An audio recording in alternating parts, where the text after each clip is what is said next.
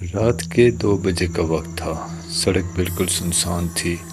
سڑک کے پاس سے ایک فیکٹری سے آنے والا دھواں سڑک کے قریب لگی روشنیوں میں خوفناک حد تک خوبصورت نظر آ رہا تھا۔ میں سڑک کے بیچ میں تھا جب ایک بالکل کالی سیاہ بلی منہ میں سفید رنگ کے کبوتر دبوچے تیزی سے میرے پاس سے گزری۔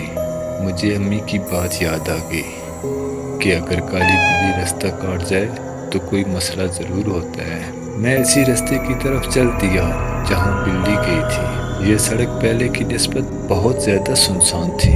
مجھے ایسی سنسان جگہوں سے شروع سے ایک عجیب قسم کی وحشت تھی۔ چلتے چلتے آدھا گھنٹہ ہو چکا تھا لیکن ابھی تک مجھے وہ بلی کہیں نظر نہ آئی۔ میں سستانے کی غرض سے تھوڑی دیر کے لیے رکا تو میری نظر سڑک کے کنارے پر پڑی۔ مجھے ایسے لگا جیسے وہاں کچھ ہے۔ میں نے اپنا چشمہ ٹھیک کرتے ہوئے غور سے دیکھا تو وہ ایک بچہ تھا جو وہاں پر بیٹھا تھا۔ میں نے گھڑی پر نظر دوڑائی تو رات کے 3:30 بج چکے تھے۔ میں بہت پریشان ہوا کہ یہ بچہ اس وقت آخر یہاں کیا کر رہا ہے۔ ضرور بیچارہ مصیبت میں ہوگا یا رستہ بھٹک کر یہاں آ گیا ہوگا۔ مجھے اس کی مدد کرنی چاہیے، یہ سوچ کر میں اس بچے کی طرف چل دیا۔ بیٹا، اس وقت یہاں پر اکیلے بیٹھ کر کیا کر رہے ہو؟ کیا میں آپ کی کچھ مدد کر سکتا ہوں؟ میں نے اس بچے سے پوچھا۔ اس بچے نے جیسے ہی پیچھے مڑ کر مجھے دیکھا تو میں ایک جھٹکے کے ساتھ نیند سے اٹھ بیٹھا۔ سردیوں کے اندر بھی میں مکمل طور پر پسینے میں بھیگا ہوا تھا۔ لمبے لمبے سانس لیتے ہوئے میں نے چہرے سے پسینہ صاف کرتے ہوئے بیڈ کے قریب پڑے ہوئے میز پر سے پانی کا گلاس اٹھایا اور کھٹاکھٹ پی گیا۔ لیمپ کی روشنی میں گھڑی پر وقت دیکھا تو 3:30 بج رہے تھے۔ آخر ہمیشہ مجھے ہی کیوں ایسے عجیب و غریب ڈراؤنے قسم کے خواب آتے ہیں، میں نے اپنے دل میں سوچا، اور پھر وہ خواب دوبارہ میرے ذہن میں چلنا شروع ہو گیا۔ اس بچے نے جب مڑ کر میری طرف دیکھا تو اس کا منہ خون سے بھرا ہوا تھا اور اس کے ہاتھ میں وہی کالی بلی تھی جسے وہ آدھا کھا چکا تھا۔ کل مجھے یہ بلی بہت تنگ کرتی تھی، اس بچے نے یہ کہا اور اٹھ کر میرے پاس آنے لگا تھا کہ شکر ہے میری آنکھ کھل گئی۔ اس کے بعد پھر مجھے نیند نہیں آئی۔ ساری رات عجیب و غریب قسم کے خیالات میں گزری۔ صبح کے 8 بجے میں ناشتہ کیے بغیر ہی آفس کی طرف نکل پڑا۔ سارا راستہ میں کل رات خواب کے بارے میں ہی سوچتا رہا۔ میں نے فیصلہ کیا کہ مجھے اس حوالے سے کسی ماہر نفسیات ڈاکٹر کو چیک کرانا چاہیے۔ آفس پہنچتے ہی میں نے خود کو مصروف رکھنے کے لیے گزشتہ 1 ہفتوں سے پینک پڑی ہوئی فائلز منگوا لی۔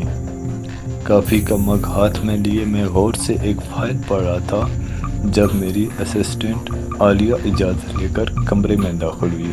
سر، یہ کچھ مزید فائلز ہیں جو آپ نے منگوائی تھیں۔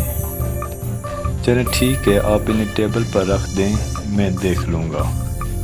عالیہ کی طرف دیکھے بغیر ہی میں نے فائل کا صفحہ پلٹتے ہوئے جواب دیا۔ عالیہ نے فائل ٹیبلز پر رکھ دی۔ کچھ یاد آنے پر میں نے عالیہ کو بلایا تو میری نظر اس کے پاس کھڑے بچے پر پڑی، جو وہی بچہ تھا جسے کل رات میں نے خواب میں دیکھا تھا۔ میری بات ادھوری رہ گئی اور کافی کا مگ میرے ہاتھ سے گرتے گرتے بچا۔ میں شدید خوف کے عالم میں اس بچے کو دیکھ رہا تھا۔ مجھے ایسا لگا جیسے وہ مجھے دیکھ کر ہنس رہا ہو۔ اس سے پہلے کہ میں کچھ کہتا عالیہ بول پڑی، سر، یہ میرا بھتیجا مانی ہے، اس کے پیرنٹس کی 2 سال پہلے ایک ایکسیڈنٹ میں ڈیتھ ہو گئی تھی، تو یہ میرے ساتھ ہی رہتا ہے۔ ہو سکتا ہے کہ یہ میرا وہم ہو یا مسلسل اس خواب کے بارے میں سوچنے کی وجہ سے مجھے یہ بچہ اس خواب والے بچے جیسا لگ رہا ہو۔ یہ سوچتے ہوئے میں نے اپنے خوف پر قابو پاتے ہوئے خود کو نارمل کیا۔ سر، آپ نے کچھ کہنا تھا؟ عالیہ نے مجھ سے پوچھا۔ کون؟ میں نے نہیں تو آپ جا سکتی ہیں۔ میں مکمل طور پر کنفیوز ہو چکا تھا۔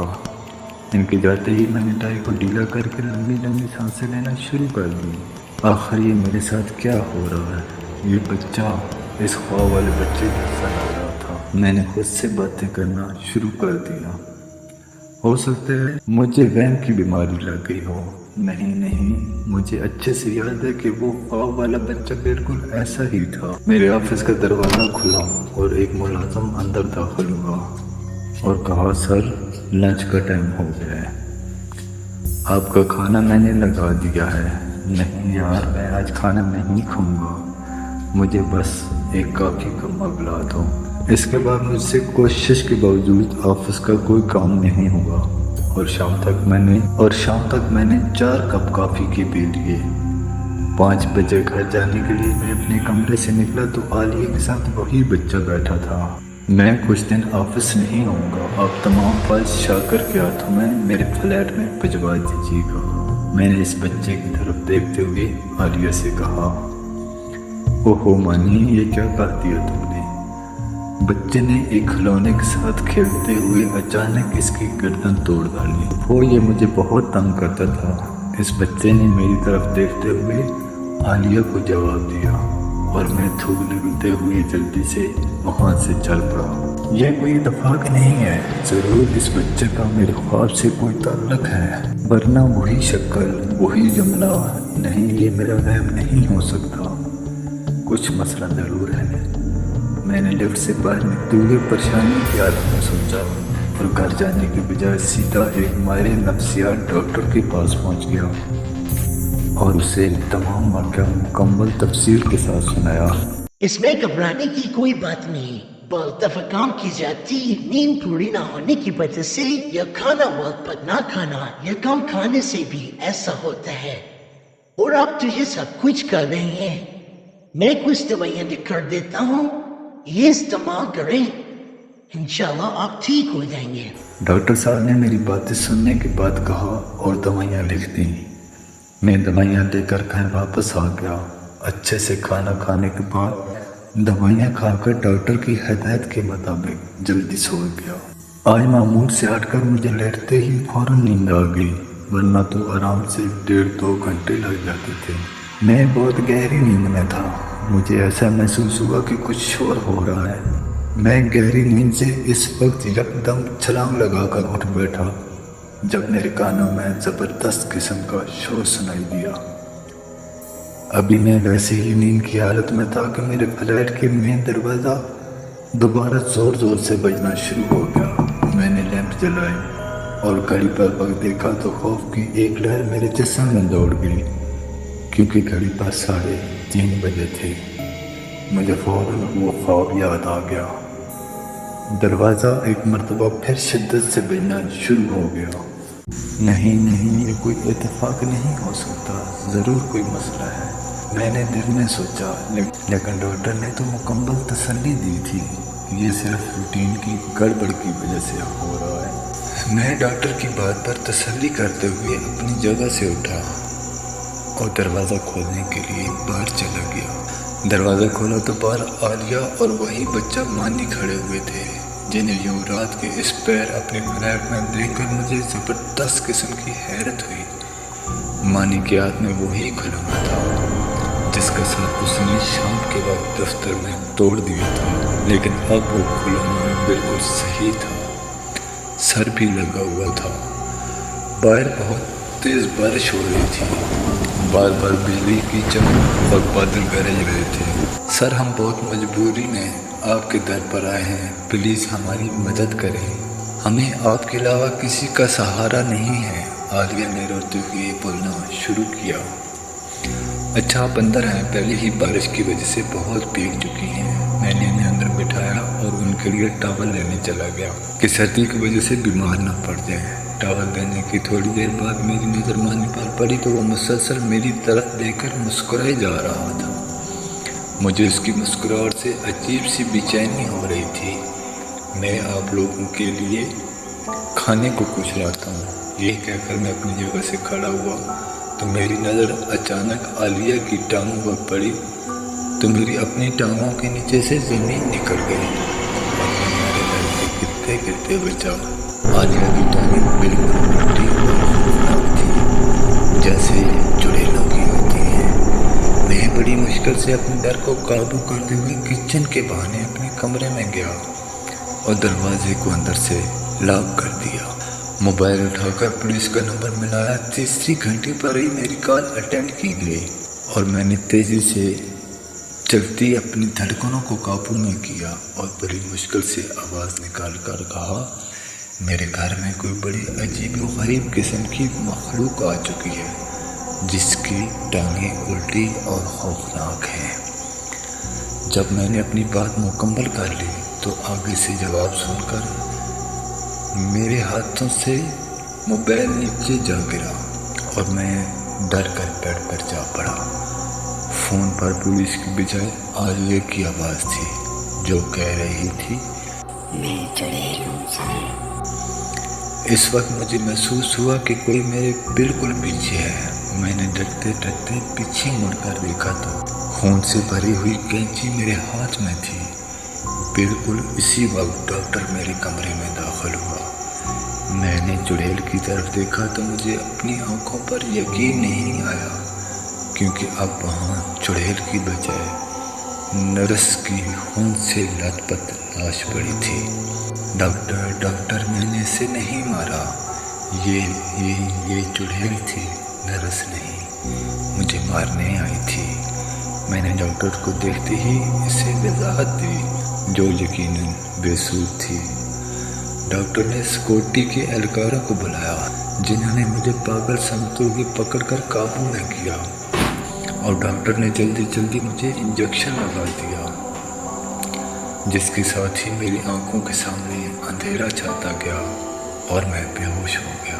جب مجھے ہوش میں آیا تو میں نے خود کو پہلے کی بجائے کسی اور کمرے میں پایا۔ ابھی تک میں آلودگی کے عالم میں تھا۔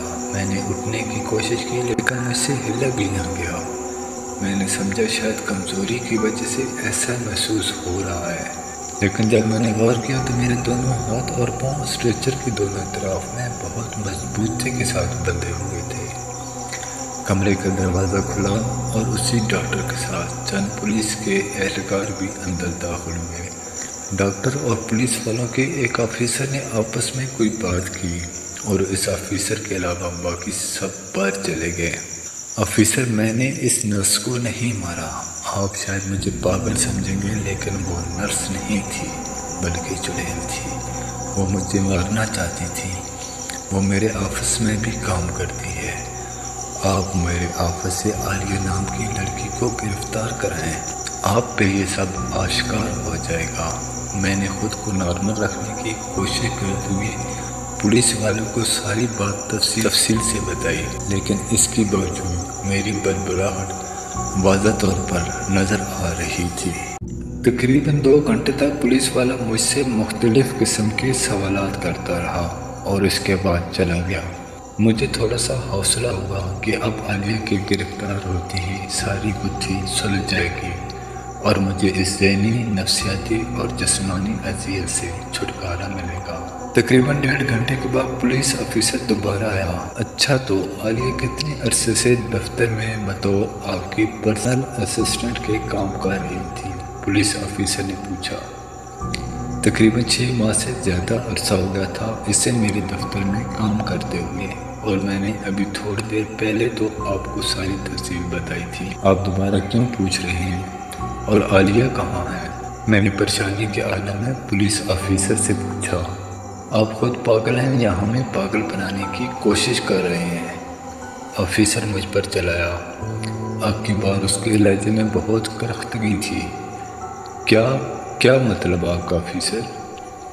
میرا یہ مطلب کہ آپ کے دفتر میں عالیہ نام کی کوئی بھی لڑکی کام نہیں کرتی، اور آپ کے پرسنل اسسٹنٹ کی سیٹ بھی پچھلے 6 ماہ سے خالی ہے۔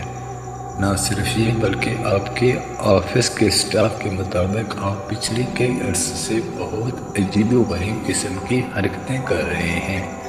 اپنے دفتر کے کمرے میں خود سے باتیں کرتے ہوئے پائے گئے ہیں، اسسٹنٹ کے ٹیبل پر روزانہ خود سے باتیں کرتے ہیں، اور آپ کے دفتر اور گھر میں نشے کی گولیاں بھی پائی گئی ہیں۔ میں منہ کھولے سکتے کے عالم میں پولیس آفیسر کی باتیں سن رہا تھا، اور میرے ذہن کے کسی کونے میں یہ خیال پروان چڑھ رہا تھا کہ شاید یہ پولیس والا مجھ سے کوئی گھنونا قسم کا مذاق کر رہا ہے، اور میں کوئی خواب دیکھ رہا ہوں۔ लेकिन उस वक्त मुझे शदीद हैरानगी का झटका लगा जब पुलिस वाले ने मुझे सीसीटीवी की वीडियोस दिखाई जिसमें मैं रोजाना आलिया के टेबल के पास खड़ा आलिया से बातें करता था, लेकिन अब वीडियो में कहीं पे भी आलिया का नामो निशान तक न था। इसके बाद अगले कई मिनट तक पुलिस वाला मुझसे पता नहीं क्या कुछ कहता रहा, लेकिन मेरा दिमाग मुकम्मल तौर पर मूव हो चुका था। मुझे पुलिस वाले की कोई भी बात समझ नहीं आ रही थी। एक मरतबा फिर मेरी आंखों के सामने सब कुछ धुंधलाहट का शिकार हो गया और थोड़ी ही देर में हर तरफ तरीकी छा गई। आज आपको अदालत में पेश किया जाएगा, डॉक्टर ने मेरी रिपोर्ट चेक करते हुए मुझे बताया। मैंने ऐसे कुछ केस पहले भी देखे हैं। मैं आपको एक मुखलिसाना मशवरा दे रहा हूँ कि अदालत में आपका वकील जो कुछ भी आपसे पूछे आपने उससे यही जवाब देने हैं। डॉक्टर ने मुझे मुकम्मल तफसील से सारी सूरत हाल से निपटने का तरीका समझाया। तो क्या आप ये चाहते हैं कि मैं अदालत में कबूल करूँ कि मैं पागल हूँ? मैंने लाचारगी से डॉक्टर से पूछा, आपके ऊपर कत्ल का मुकदमा चल रहा है, अगर आप ये सब कुछ नहीं करते तो आपको 25-30 साल की कैद होगी या हो सकता है फांसी दे दी जाए। लेकिन इस तरीके से आपको अदालत किसी पागल खाने में भेज दोगी जहाँ पर कम से कम आप जेल से 1000 गुना बेहतर ज़िंदगी गुजार सकेंगे। लेकिन डॉक्टर, मैं पागल हरगिज़ नहीं हूँ। ये सब कुछ मुझे नज़र आता है। मुझे ऐसे डरावनी किस्म के ख्वाब आते हैं, मुझे अजीबोगरीब चीज़ें नज़र आती हैं। मैंने रोते हुए डॉक्टर से कहा, आपकी अदालत जाने का वक्त हो चुका है। चंद पुलिस अधिकारी कमरे में दाखिल हुए। स्ट्रेचर से बंधे हुए मेरे दोनों हाथ और पांव खोले गए। हथकड़ियाँ लगाकर मुझे अस्पताल के कमरे से बाहर पुलिस की गाड़ी तक लाया गया। अदालत पहुंचने के 1 घंटे बाद मेरे केस की कार्रवाई शुरू हुई।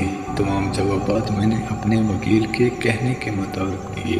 तकरीबन 1.5 महीने तक मेरा केस ऐसे चलता रहा और बिल आखिर नफ्सियाती मरीज तस्वर करते हुए अदालत ने मुझे एक पागल खाने में दाखिल कराने के अहकाम जारी कर दिए, जहाँ पर जल्दी मैंने खुद को माहौल के मुताबिक ढाल लिया।